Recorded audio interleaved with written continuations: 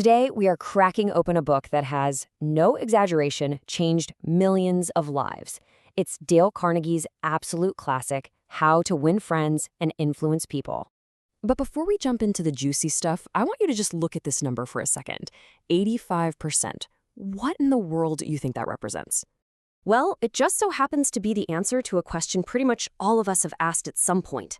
What is the real secret to financial success? All right, so let's get into what I'm calling the 85% secret. Research from the Carnegie Foundation found something that just might blow your mind. It turns out that only about 15% of your financial success comes from your technical knowledge. The other, whopping 85%, that comes from what Carnegie called skill in human engineering, basically your personality and your ability to lead other people. And look, you don't have to just take their word for it. Listen to John D. Rockefeller, who was, one of the richest people to ever live. He said the ability to deal with people is a commodity you can buy, just like sugar or coffee. And he said he would pay more for that skill than for any other. That's a pretty serious endorsement, right? What makes Carnegie's ideas so powerful is that they aren't just theories he cooked up. They were born and raised in a real-world laboratory.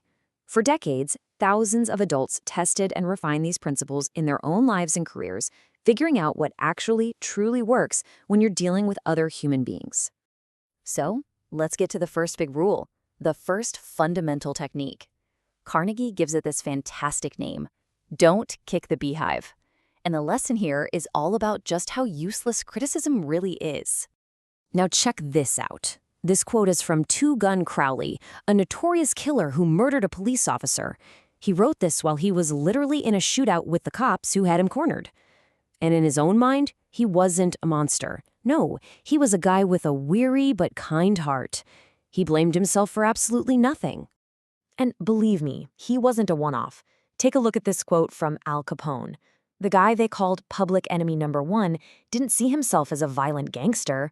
Nope. He saw himself as some kind of public servant, a misunderstood benefactor who was just trying to give people a good time, and all he got in return was grief. These are, of course, extreme examples, but man, do they shine a light on a universal human truth? So here's the big takeaway. Criticism is a total waste of time. All it does is put people on the defensive. It hurts their pride, it makes them feel unimportant, and it just fires up resentment. Carnegie puts it bluntly, 99 times out of 100, nobody criticizes themselves for anything, no matter how wrong they might be. And get this, even Abraham Lincoln had to learn this lesson the hard way. As a young man, he publicly made fun of a politician and got himself challenged to a duel, a literal to-the-death duel that he barely got out of. After that scare, he completely changed his tune.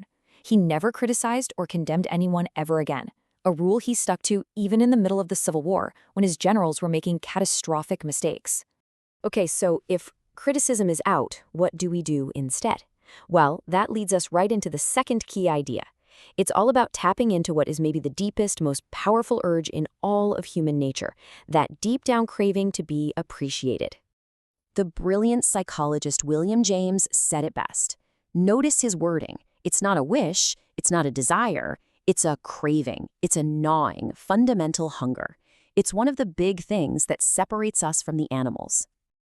But, and this is a really important but, Carnegie draws a massive, bright line between real, honest appreciation and cheap flattery. Just look at the screen. Appreciation is sincere, it's unselfish, it comes from the heart. Flattery is the total opposite. It's insincere, it's selfish, and honestly, it's pretty easy to spot. It's like counterfeit cash, and most people can tell it's fake from a mile away. And if you want to see this in action, look no further than Charles Schwab. He was one of the first guys in American history to make a salary of over $1 million a year. $1 million. Why? It wasn't because he was some kind of engineering genius. It was because of his people skills. He said it himself. His greatest asset was that he was always hearty in his approbation and lavish in his praise. He built people up. He never tore them down. And that brings us to the third and final fundamental technique, which Carnegie explains with this simple but perfect analogy. You've got to bait the hook to suit the fish. It's all about making the other person want to do something. I mean, the logic is so simple, right? You might absolutely love strawberries and cream for dessert, but when you go fishing, you don't put strawberries on the hook. Why? Because that's not what the fish wants. You use a worm. It's just common sense. So the question is, why on earth don't we use that same simple logic when we're dealing with people? Henry Ford nailed it. He said, if there's any one secret to success, it's this: the ability to see things from the other person's point of view. It's about talking about what they want, not just what you want. That is how you get people on your side. Okay, so we've just covered 3 incredibly powerful, game-changing ideas. But as Carnegie himself would be the first to tell you, just knowing this stuff, well, it isn't enough. The most important part is turning all this knowledge into action. Carnegie really hammers this point home. He called his work an action book.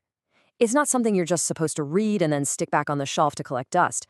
The whole point isn't just to learn some facts, it's to actually forge new habits, to create a whole new way of living your life. So how do you actually do that? Well, he gives us a roadmap. He says you have to constantly review these ideas, you have to grab every single chance you get to apply them. Every week, check in with yourself and see how you're doing. And here's my personal favorite: turn the whole thing into a game. Make a bet with a friend that you'll pay them $1 every time they catch you breaking one of these rules. And we'll wrap up with this final thought from Carnegie, which really brings us full circle all the way back to that first principle about not criticizing. There's an old proverb that says, to know all is to forgive all. If that's really true, if we actually understood everything that shaped another person, well, why would you and I ever waste our time judging them? It's a pretty powerful question to leave you with.